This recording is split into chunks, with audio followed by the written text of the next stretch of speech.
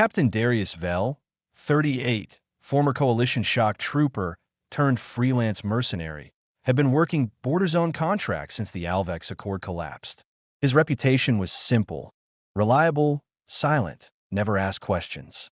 His current job was reconnaissance. He was supposed to gather intel on illegal weapons trades flowing through the undercity of Zarnis Rift, an industrial dumping ground turned rogue outpost. He didn't expect to find anything alive here worth saving. Zarnis Rift was louder than he remembered. Or maybe the years just made him more sensitive to the noise. Engines whining under strain, muffled shouts from dealers, bursts of static from malfunctioning drones, and the endless clatter of boots on steel mesh floors. Everything in this sector was patched, rusted, or bleeding smoke. Darius stepped off the lift platform and into the corridor leading to the slave auctions.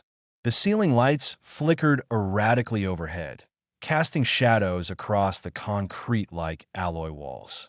Two security bots scanned him with dull red optics, but didn't challenge him. He wore a generic mercenary's badge, forged but convincing. He moved with purpose, coat flapping around his legs, his boots echoing against steel. He hated this place, not for moral reasons. He'd stopped wasting time on righteous anger years ago. Zarnis was efficient, ruthless, ugly, but in a way honest. He knew what to expect. He passed rows of containment cells. Most were crude cages built from salvaged starship parts. Behind each barrier were beings of every kind: humanoid, insectoid, synthetic hybrids. Some cried, some stared blankly, some had been beaten into submission. Darius kept his eyes forward. He didn't come here for slaves. He came for information. Word was that the slavers had started shipping high-grade plasma weaponry along with their usual cargo. He planned to confirm the rumor and send a secure pulse back to his contractor in Curus Deep. But then he saw her, not in a display cell, not on a raised auction platform. She was tucked into the far end of the alley, in a half-lit cage surrounded by broken wiring and discarded drone limbs. Forgotten or intentionally hidden. A girl, kneeling. She was small, maybe 1.6 meters. Sapphire blue skin, bruised and pale in places, stretched tight over a thin but clearly athletic frame. Her hair was black, matted, partially tied behind her shoulders. Torn silk straps covered her minimally, barely enough to qualify as clothing. Her collar blinked with a low-power restraint signal. One eye was swollen, but the other, violet, glowing faintly, watched him. Not pleading, not afraid. Watching. Darius slowed. He didn't want to stop. Every instinct told him to keep walking. But he didn't. He stood still for several seconds, just watching her. The other prisoners cried out, reached toward him, begged. She didn't move, didn't speak. Her hands rested flat on her thighs, knees apart, head held level but slightly angled, like she was assessing him. Not as property, as a threat, or something worse. Darius scanned the cage. Electrolock, single seal mechanism, identical to coalition military issue, likely stolen during a border skirmish. A vendor stepped into his peripheral vision. "You got an eye for rare, huh?" the man rasped. Mid-40s, skin grayed from too much underground air. He wore an unclean smuggler's jacket and fingerless gloves. "She's Therikai, royal blood, from what we could tell before she stopped talking. Worth triple the usual. But we're clearing inventory today." Darius didn't respond. "Silent type, huh?" The vendor chuckled, then stepped closer. Took her from a wreck near the Arvex border. Ship had noble insignia. Her people didn't even come looking. Typical. Turns out royalty's expendable when it's inconvenient. Still, Darius didn't speak. He didn't trust his voice. He crouched slightly, just low enough to see her eyes clearly through the bars. The girl, no, the woman, maybe early 20s by human standards, tilted her head. Her breathing was steady but shallow. Her lips were cracked. Her left ankle looked inflamed. She'd been bound too long. He had no reason to interfere. She wasn't part of his mission. She wasn't intelligence. She wasn't a weapon. And yet he found himself pulling out his ID chip and slotting it into the vendor's terminal. "Transfer full amount," Darius said curtly. The vendor raised an eyebrow. "You serious?"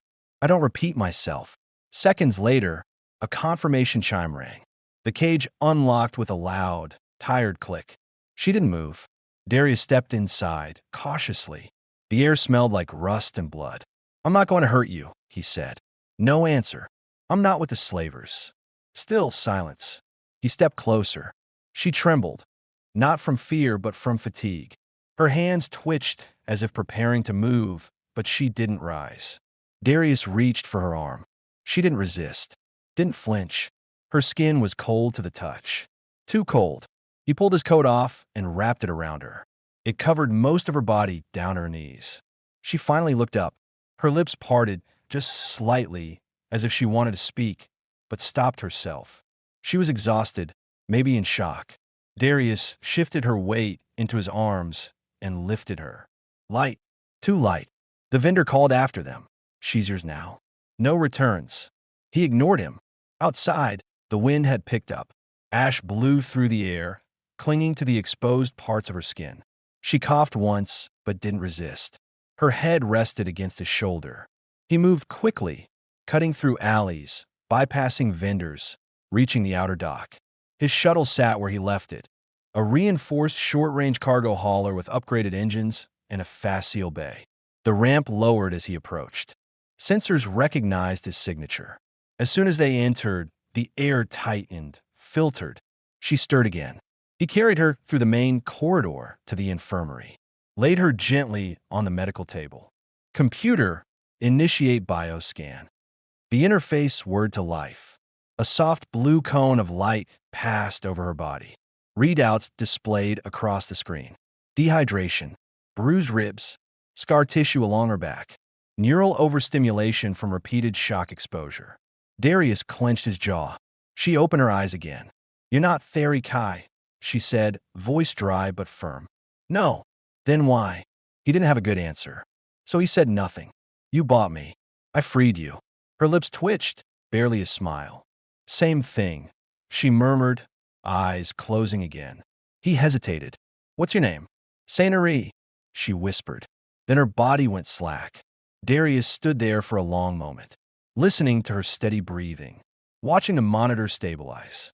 Then he stepped back and left the room. The door sealed behind him with a soft hiss. In the hallway, he leaned against the wall and exhaled hard. He'd just interfered with an active trafficking route. He could have walked away. Should have. But he didn't. He didn't know why. Not yet. But something about her, the way she didn't beg, didn't cry, didn't break, stayed in his head. Like a problem he wasn't ready to solve. And now she was on his ship, in his care, and he had no plan for what came next. Darius didn't sleep. He sat alone in the cockpit, elbows on his knees, hands clasped. Outside the forward viewport, the rift's smog-covered skyline burned in faded reds and dull grays. Ash drifted across the horizon like slow-moving snow. The engines were warm, idling in standby, but he didn't take off. Not yet. He replayed the last few hours over in his head, again and again. Saintie. Her name stuck in his memory like a locked frequency, something impossible to ignore. Theri Kai Noble? Maybe. Her posture, even in captivity, had that formal rigidity. But what struck him more was her eyes. They weren't broken. They weren't pleading. They were processing. Alert. She hadn't asked him for help. She hadn't thanked him either. She'd simply said, "If you saved me, then you must own me now." That line had followed him out of the med bay like a shadow. The words weren't about slavery. He was sure of that. It was something else. Something conditioned. Something learned. A soft chime echoed through the hallway. Medbay activity alert. He stood immediately. By the time he reached the door, it was already sliding open.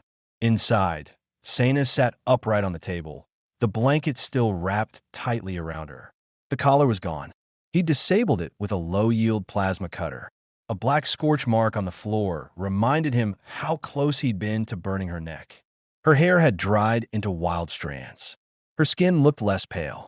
Her eyes were focused, sharp, cautious, but no longer hazed over by shock. They stared at each other for a moment. Neither spoke. Then, calmly, she asked, "Is this a coalition vessel?" Darius shook his head. "Independent." Her eyes moved around the room, studying every detail. The medical tools, the exit, the overhead cameras, Every element a trained captive would memorize for survival. You didn't inject me with anything? No, just electrolytes and a pain block for your ribs. She nodded once, slowly. Good. Then silence again. Darius leaned against the wall. You remember how you got here? I remember everything. He hesitated. You were in bad shape. I was alive, she said flatly. Worse things exist than pain. The statement was too calm, too matter of fact. Darius didn't like it. What were you doing that far out from Therikai territory? Her expression didn't change. I was on a diplomatic vessel. My father commanded it. We were headed to an envoy exchange. Our escort ships were ambushed. Pirates. She shook her head. No, someone with codes. Someone who knew our flight path. An inside job. Yes. He absorbed that in silence. You were in that cage for how long? 4 days. And before that, transit crate. 43 hours. Darius exhaled through his nose. No water, no medical care, shoved in a container like cargo. She should have been dead. Instead, she sat there, upright, speaking like a soldier. You're not just a diplomat's daughter, are you? He asked. I was trained in protocol, intelligence assessment, and limited combat application.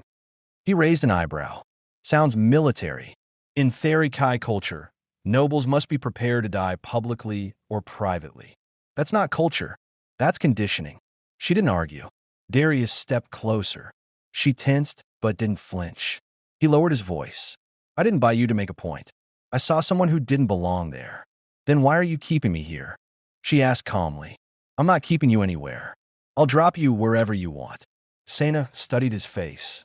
You expect me to just leave? With a bruised ankle, a shredded name, and no access to my people? The ones who likely betrayed me in the first place. I don't expect anything, Darius said. But you're not a prisoner here. You're free to choose. She tilted her head. And what do I become if I choose to stay? He didn't answer immediately. Finally, he said, That's up to you. The silence returned. It was dense, but not hostile. Saina pulled the blanket tighter around her shoulders. Then, slowly, she eased herself off the table, wincing slightly as her foot touched the floor. Darius stepped forward instinctively, but she held up a hand, firm, controlled. I can stand. He stopped, respected the distance. She walked to the corner of the room, testing her balance. Her posture was measured, precise, like someone who had learned early in life that any misstep could be punished. I don't know who I am anymore, she said quietly. I had a role. I followed the expectations. Now I'm just a void. Then fill it on your terms, he replied. Not theirs. She turned, genuinely surprised. You make it sound easy. It's not, but it's better than letting someone else decide for you. She considered that. Do you have food? In the galley, he nodded. I'd prefer not to eat alone. That caught him off guard. Still, he answered all right. She moved past him without waiting, the blanket brushing the floor behind her. For the first time, she walked beside him, not behind. He didn't comment. As they walked down the corridor toward the galley, Darius glanced sideways. What did you mean when you said, you must own me now? She didn't look at him. I didn't mean chains. I meant structure. I meant that if someone saves you when you're stripped of everything, then that bond has weight. It means something. To you, maybe. To me, she said softly, it's the only thing left that feels real. And she kept walking. Darius didn't reply. Not because he didn't have an answer, but because for the first time in years, something in her words felt familiar. Not alien, human. And that realization stayed with him long after the door closed behind them. The galley was dimly lit, more out of habit than necessity. Darius preferred shadows. Bright rooms made the ship feel too sterile, too exposed. The soft hum of the ventilation system filled the silence as he activated the meal unit. A short list of options blinked onto the screen, mostly ration packs and basic synth proteins. Nothing luxurious, but enough to keep a body alive and functioning. Saina stood a few feet back from the console, eyes scanning the space with quiet curiosity. Her posture had changed, still controlled but less guarded. The blanket draped around her shoulders was folded now, held in her hands. She had cleaned up in the med bay. Her hair was tied loosely behind her neck, and she had accepted the plain, gray ship-issued tunic and pants Darius left outside the door. They didn't fit perfectly, but they covered her. That alone had changed something in her expression. She looked more grounded. Darius set 2 meal trays on the table. She sat across from him, slowly, as if still unsure this wasn't part of the test. "Is this what mercenaries eat?" she asked, poking the heated synth grain with a fork. "It's what people eat when they spend more time in orbit than on planets," he replied. She nodded once and took a bite. Her expression remained neutral, but she didn't stop eating. "Do you always travel alone?" "Mostly," he said. "Too many people complicate things. Yet you brought me aboard." "You're not people. You're a complication," he replied flatly, then added, "one I didn't expect." That earned the slightest curve of her lips. Not a smile exactly, but something close. "Do you trust me?" she asked. He didn't answer right away. "I trust what I've seen so far. You're precise, observant, and calm under pressure. That's not the same as trust." "No, it's not." She looked down at her tray. Her next words came quieter. "Would you have left me there if I hadn't looked at you?" He raised an eyebrow. "You think your stare convinced me?" "I think it was the only thing I had left." Darius leaned back in his chair. He wasn't used to this kind of conversation. He didn't do vulnerability, his own or others. But Saintie spoke in a way that didn't seek sympathy. She wasn't trying to be understood. She was stating facts as she processed them. And yet, beneath her calm was something raw, a fracture not fully sealed. "I don't know why I stopped," he said honestly, "but I did. Maybe that's enough for now." Saintie studied him a moment longer, then returned to her food. For several minutes, neither spoke. The silence wasn't awkward. It was just real. After the meal, she stood and began clearing the trays. Darius reached for one, but she shook her head. "I need to do something normal," she said. "Something I choose." He let her. She moved with intention, rinsing the utensils under the sterilizer beam, stacking the trays in the rack. He watched, not because he didn't trust her, but because it was the first time since they met that she'd shown any desire to take action. When she finished, she turned to face him. Her voice was quieter now, more deliberate. "What happens next?" "That depends," he said. "On what?" "On what you want to do." A pause. "I don't want to go back." Darius nodded slowly. "You think your people betrayed you." "I know they did." "What if you're wrong?" She hesitated, then shook her head. "You don't fake an ambush with real casualties unless you intend to erase someone. My father was political. I wasn't. That made me a liability." Darius didn't argue. He'd seen it before. Nobles eaten alive by their own families to avoid embarrassment, political risk, or financial losses. "So where does that leave you?" "Nowhere," she said, "unless I build something else." That line hung in the air longer than either of them expected. Darius broke the silence. "You ever crew a ship?" "I know the basics." "But no. You want to learn?" She looked at him carefully. "Why would you teach me?" "Because you're already here. And I could use someone who knows how to think under pressure."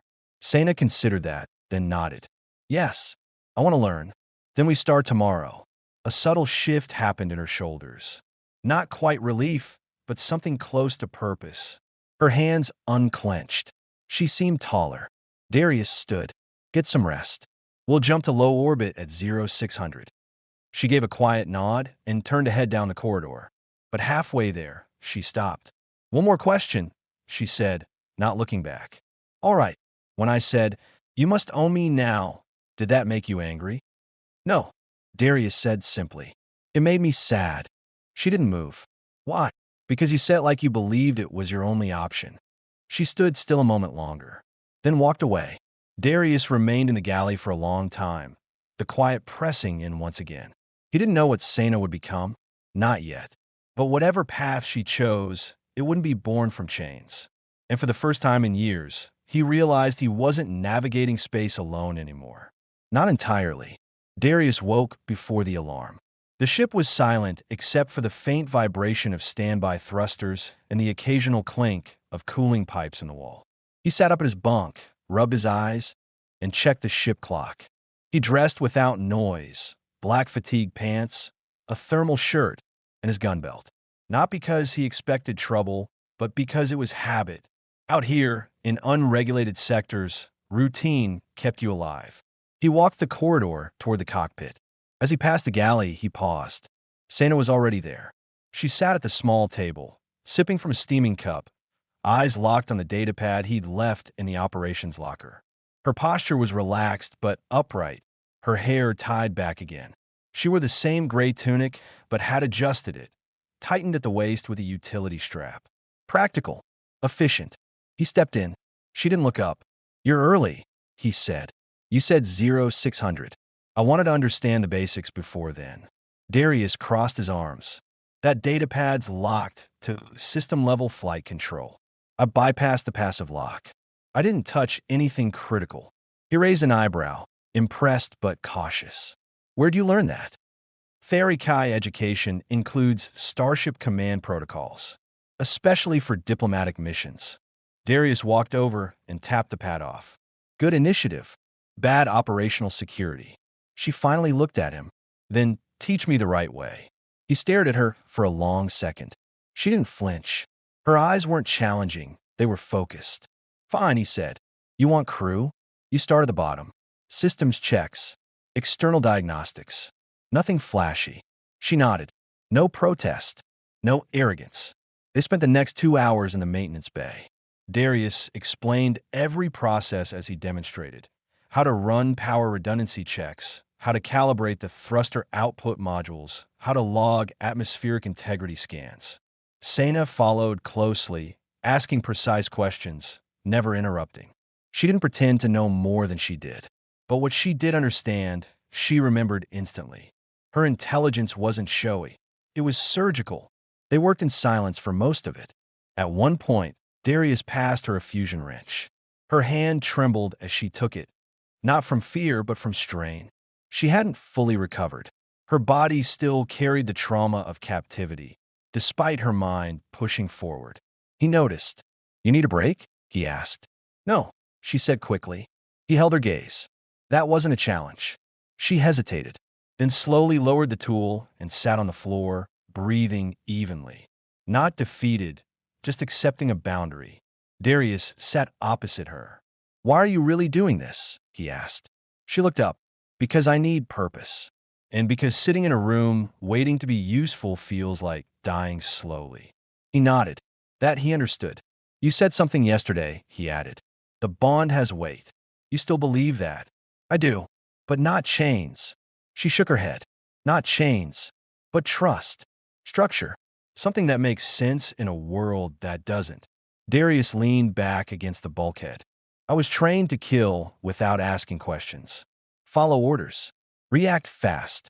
Then one day, I realized I didn't believe in who was giving the orders anymore. So you left. I walked out a coalition fire team mid-contract. Left a full ops unit behind. I got flagged, blacklisted, chased out of 3 sectors. But I kept breathing. And that was enough. For a while." Saintie stared at the deck. "Do you think I'll ever stop feeling like someone else is about to put me in a cage again?" Darius didn't offer comfort. He didn't give empty reassurance. He just said, "I don't know. But every day you choose what you do next. You make it harder for anyone to take that choice away again." She nodded slowly, as if locking the thought in place. Suddenly, the proximity alert pinged across the intercom. Darius stood immediately, tapped his earpiece. "Talk to me." "Unregistered vessel in approach range," the ship's AI announced. "No transponder. Speed, 3,100 meters per second. Intent unknown." He turned to Saintie. "Stay here." But she was already up. "I know weapons control." He hesitated for a split second. "Then come on." They ran toward the cockpit. The red emergency lighting had activated. Darius took the pilot's seat.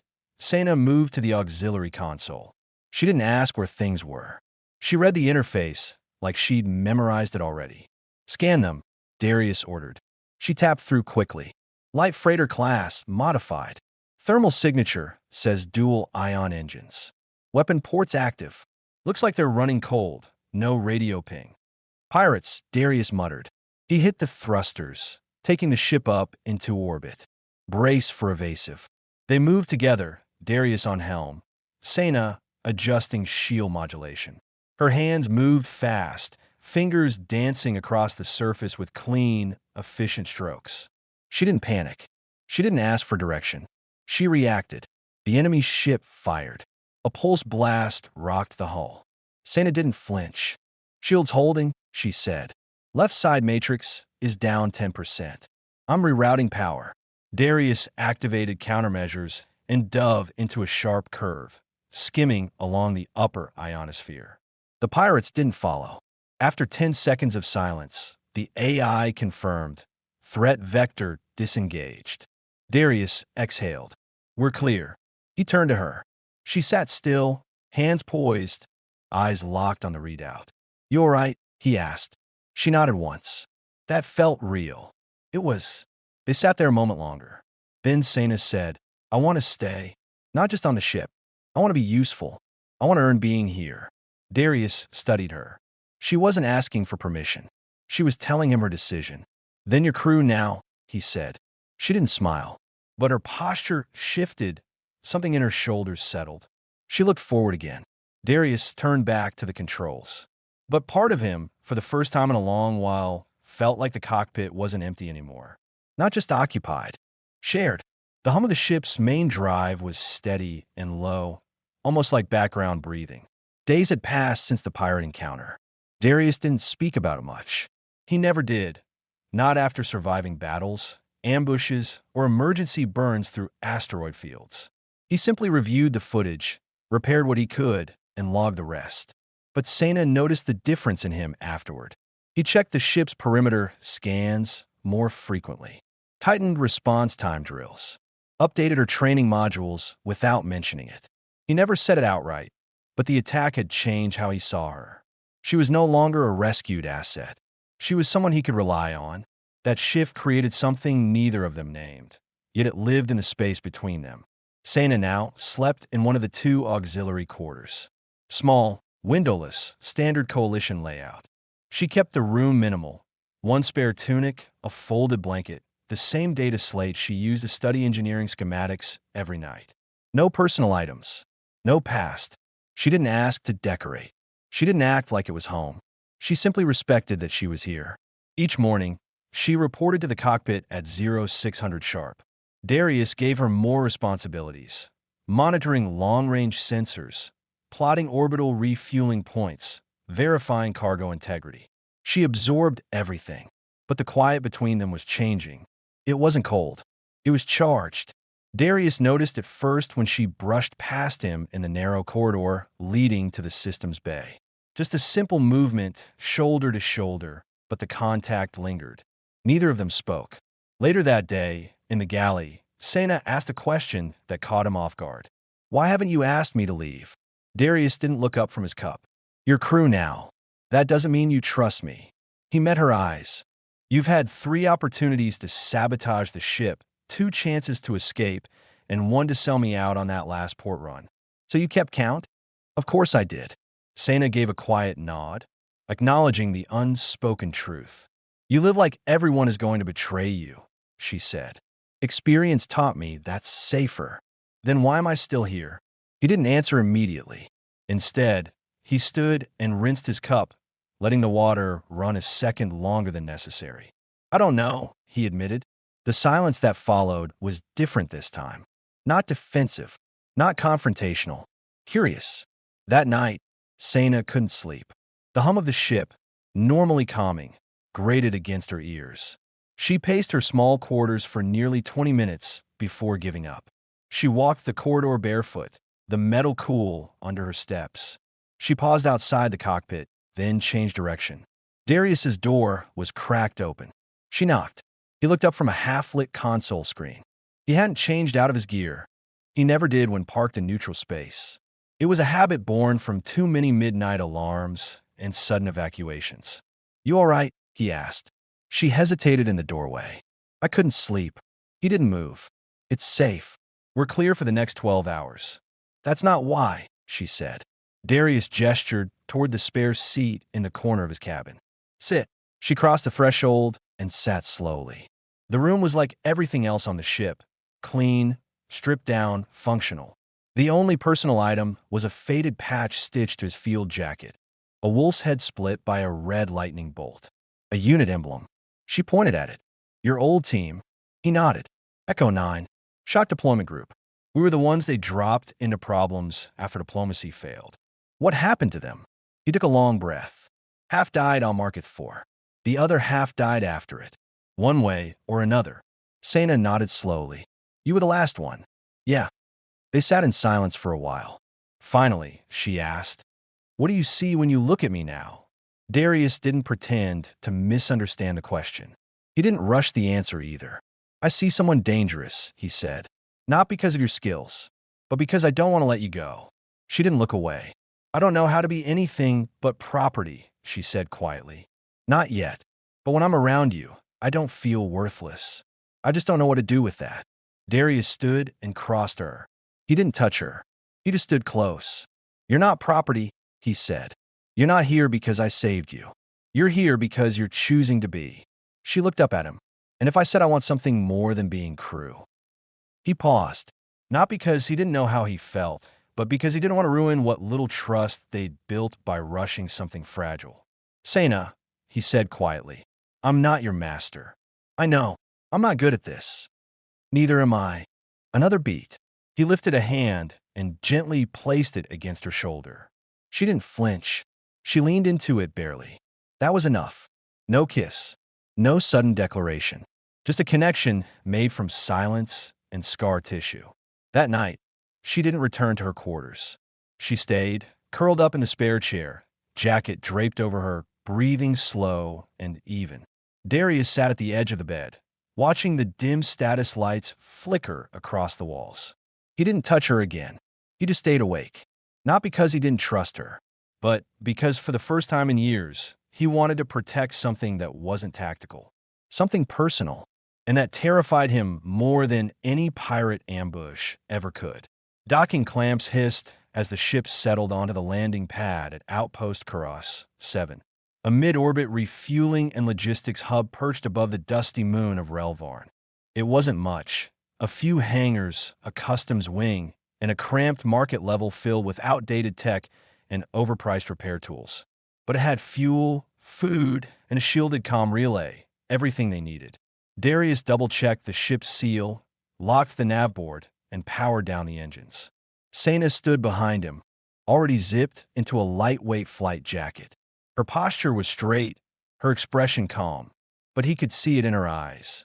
Tension, something close to dread. You don't have to come, he said without turning around. I do, she answered. If I hide, I stay who they made me. He nodded once. The two moved together through the airlock tunnel.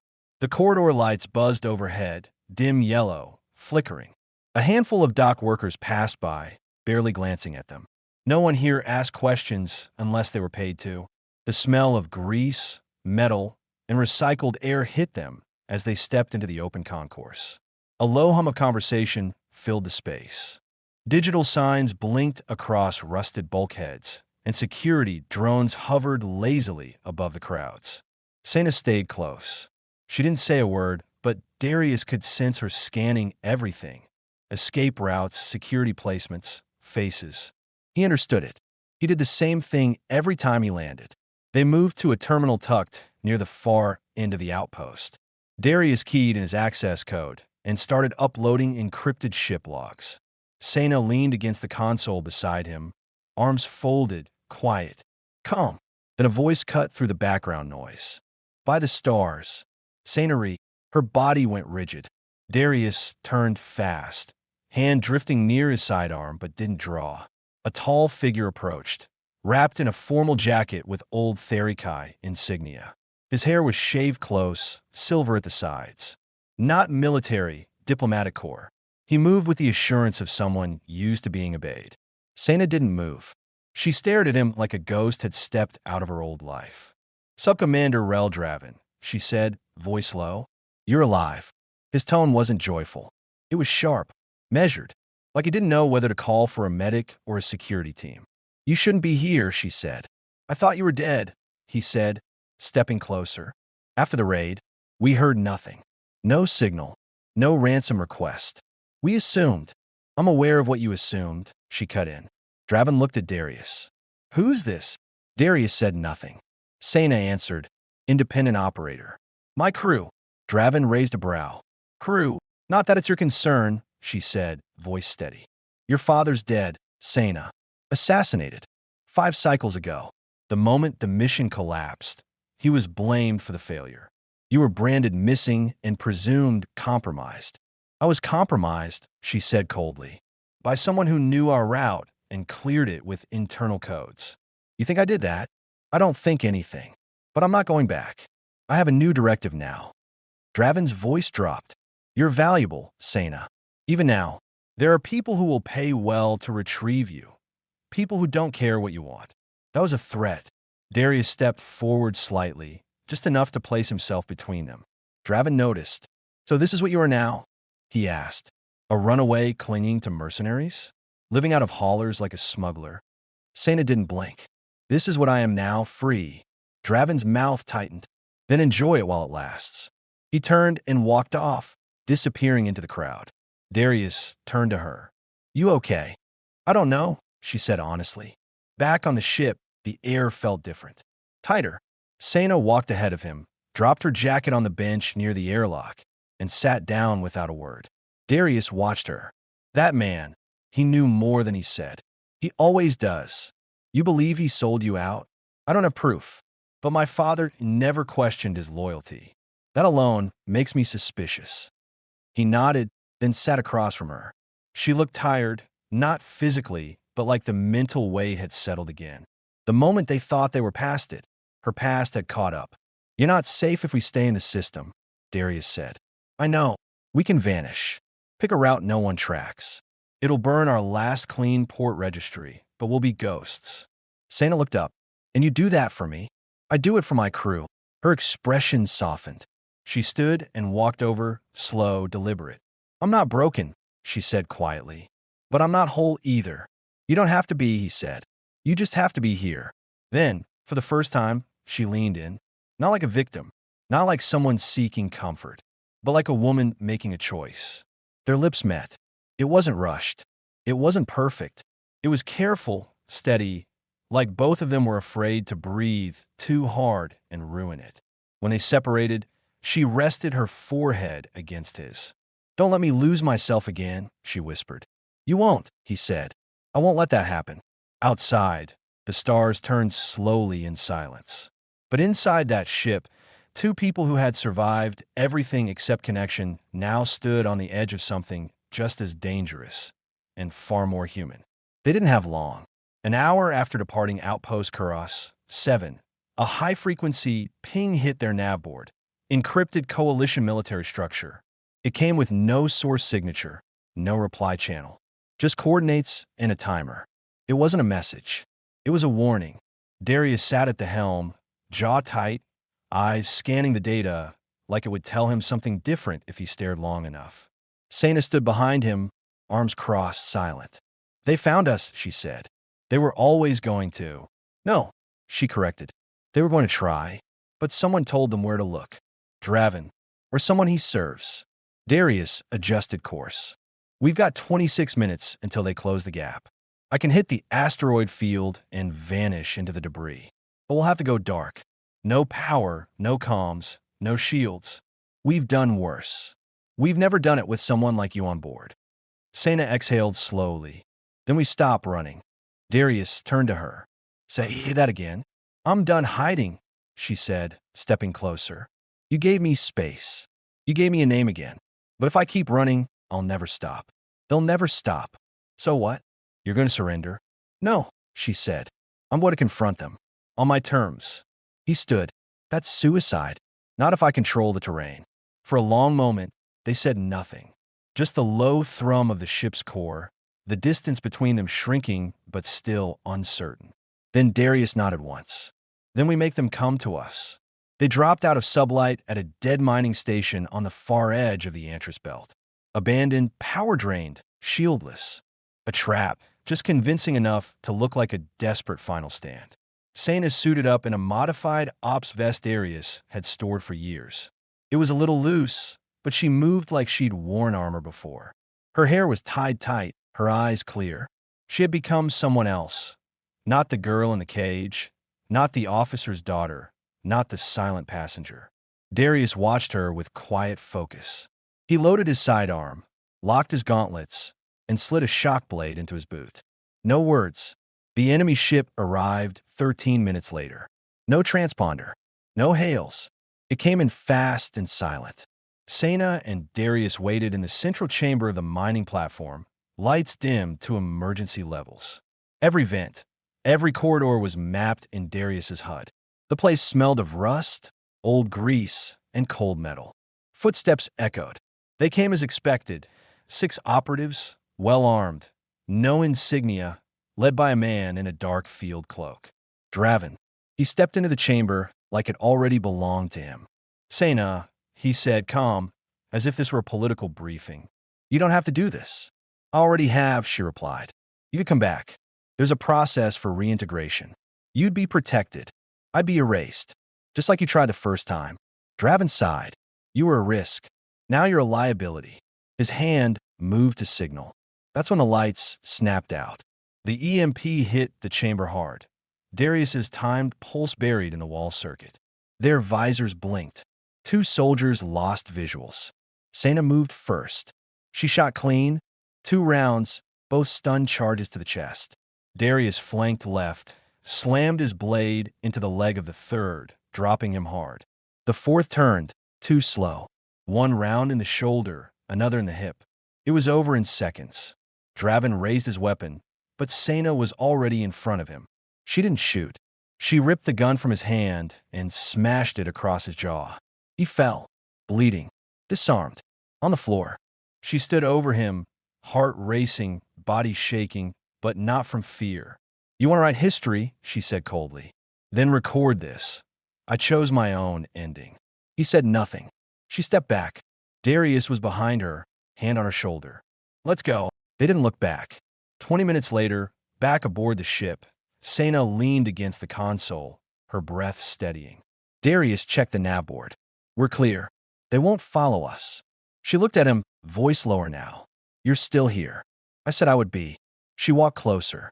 This time, I didn't survive because someone saved me. I survived because I fought. And I stayed, he said, because I didn't want to be the man who left. She reached up, touched his chest lightly. Then don't. This time, when they kissed, it wasn't about escape or desperation. It was something claimed. Something built from grit, scars, and slow-earned trust. No chains. No orders. Just choice. Outside, stars stretched across the dark like distant promises. And for the first time, neither of them felt alone. 3 weeks later, the stars looked different. They weren't brighter, not safer, but they no longer felt like distant, unreachable lights. They felt like open space, like choice. Darius stood outside the ship, arms crossed, boots pressed into the rocky soil of a remote, unnamed planet on the edge of coalition jurisdiction. No patrols, no slaver routes, no diplomats, just a temperate atmosphere, a breathable sky, and enough natural cover to disappear permanently. Behind him, the ship rested beneath the shadow of a mountain ridge. Vines already crept around the landing struts, like the world had decided to keep it there. To anchor it, Saina walked up beside him, wiping dirt from her gloves. She'd spent the morning helping Darius wire a small solar array near the campsite. Her tunic sleeves were rolled to the elbow, and her boots were muddy. She'd been smiling more lately, small, private smiles that weren't forced. Darius glanced at her. You're getting good at this. Manual labor is honest, she said, and grounding. He smirked. Never thought I'd see a Therikai noble installing power conduits. She looked at him. I'm not a noble. Not anymore. Right, he nodded. Your crew. She hesitated, then added, and more. They walked together down the short incline toward the edge of a freshwater lake. The water shimmered under the afternoon sun, reflecting blue across their faces. Wind moved gently through the grass.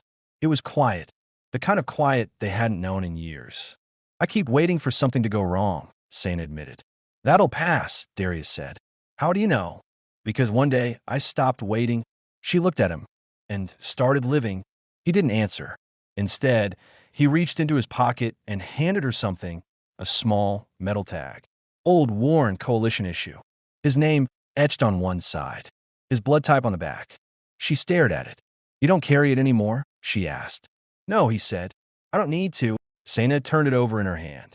What am I supposed to do with this? Whatever you want. Keep it. Toss it. Melt it down and make a necklace. It's yours. She slipped it into her pocket without a word. Later, they sat together on a crate near the ship, a meal warming between them. No weapons, no armor, no battle drills. Just the scent of real soil and the distant sounds of wildlife echoing through the hills. I'm thinking about building something here, Darius said suddenly. Saina raised a brow. A house. A place. Doesn't have to be big. Just steady. She smiled. With a roof that leaks? Only if you're the one who installs it. She leaned against him, head resting on his shoulder. You didn't fix me, you know, she said quietly. I wasn't trying to. I still have nightmares. So do I. But when I wake up, she continued, I'm not alone anymore. He didn't reply. He didn't need to. They sat that way until the stars emerged above them, silent, vast, and uncaring. But tonight, the void didn't seem so cold. Not when they had chosen each other. Not when freedom didn't mean solitude. The ship stayed, powered down behind them, tucked beneath the hill, waiting. But neither of them looked back. They were no longer running. They were home. And this time, no one would take it from them.